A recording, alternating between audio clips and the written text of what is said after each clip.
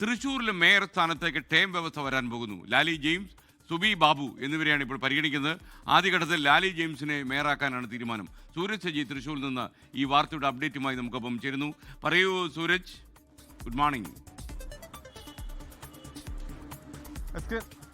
Good morning. Kochi കോർപ്പറേഷനിൽ term വ്യവസ്ഥ നടപ്പിലാക്കാൻ കോൺഗ്രസ് ഒരുങ്ങുന്നതിനിടയിലാണ് തൃശ്ശൂരിലും സമാനമായി ടേം വ്യവസ്ഥയിലേക്ക് പോകുന്നത്. ഇവിടെ രണ്ട് പേരുകൾ അവസാന ചുരുക്കപ്പട്ടികയിലേക്ക് എത്തുന്നു. അത് ലാലി ജെയിംസും ഒന്ന് സുബി ബാബു. സുബി ബാബുവിനെ സംബന്ധിച്ച് മുൻ ഡെപ്യൂട്ടി മേയറാണ്. ലാലി ജെയിംസിനെ സംബന്ധിച്ച് നേരത്തെ 2 തവണ സ്റ്റാൻഡിംഗ് കമ്മിറ്റി ചെയർപേഴ്സൺ ആയിരുന്നു.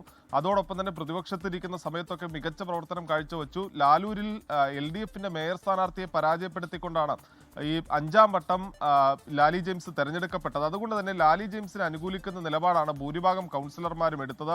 DCC പ്രസിഡന്റ് ഈ കൗൺസിലർമാരുമായി നേരിട്ട് ചർച്ചകൾ നടത്തി. ആ ചർച്ചയിലെല്ലാം തന്നെ ഭൂരിഭാഗം കൗൺസിലർമാരും ലാലി ജെയിംസിനെ അനുകൂലിച്ചു. അതേസമയത്ത് ഈ ക്രിസ്തീയ വിഭാഗങ്ങൾക്ക് പുറത്തുനിന്ന് ഒരു മേയർ കൂടി വരണം എന്നൊരാവശ്യം കൂടി ഉയർന്ന പശ്ചാത്തലത്തിലാണ് 2.5 വർഷം സുബി ബാബുവിനെ കൂടി പരിഗണിക്കാനുള്ള ഒരു വ്യവസ്ഥയിലേക്ക് എത്തിയിരിക്കുന്നത്, അല്ലെങ്കിൽ ധാരണയിലേക്ക് എത്തിയിരിക്കുന്നത്. ആദ്യഘട്ടത്തിൽ ലാലി ജെയിംസ് തന്നെ ആയിരിക്കും തൃശ്ശൂർ മേയറായി എത്തുക. പിന്നീട് 2.5 വർഷത്തിന് ശേഷം സുബി ബാബുവിന് നൽകുക എന്ന തീരുമാനത്തിലേക്കാണ് ഇപ്പോൾ തൃശ്ശൂർ DCC എത്തുന്നത്. ഈ തീരുമാനത്തെ, അതായത് ലാലി ജെയിംസിനെ ആദ്യഘട്ടത്തിൽ തന്നെ മേയറാക്കി കൊണ്ടുവരാനുള്ള നിലപാടിനെ പ്രതിപക്ഷ നേതാവും അതോടൊപ്പം തന്നെ രമേശ് ചെന്നിത്തല അടക്കം അനുകൂലിക്കുന്നുണ്ട്. ഡെപ്യൂട്ടി മേയർ സ്ഥാനത്തേക്ക് ആദ്യഘട്ടത്തിൽ അങ്ങനെയെങ്കിൽ A പ്രസാദ് ആയിരിക്കും എത്തുക. രമേശ് ചെന്നിത്തലയുമായി ചേർന്ന് നിൽക്കുന്ന പ്രധാനപ്പെട്ട ജില്ലയിലെ നേതാവാണ്. നേരത്തെ A പ്രസാദിനെ മേയർ സ്ഥാനാർത്ഥിയൊക്കെ ആക്കി ഉയർത്തിക്കാണിച്ചാണ്. പക്ഷെ ആ തെരഞ്ഞെടുപ്പിൽ കോൺഗ്രസിന് വലിയ തിരിച്ചടി നേരിടുകയും A പ്രസാദിനെ മേയറാക്കാൻ സാധിക്കാതെ പോവുകയും ചെയ്തു. എന്തായാലും നിലവിൽ തൃശ്ശൂരിലും ടേം വ്യവസ്ഥയിലേക്ക് കാര്യങ്ങൾ പോവുകയാണ്.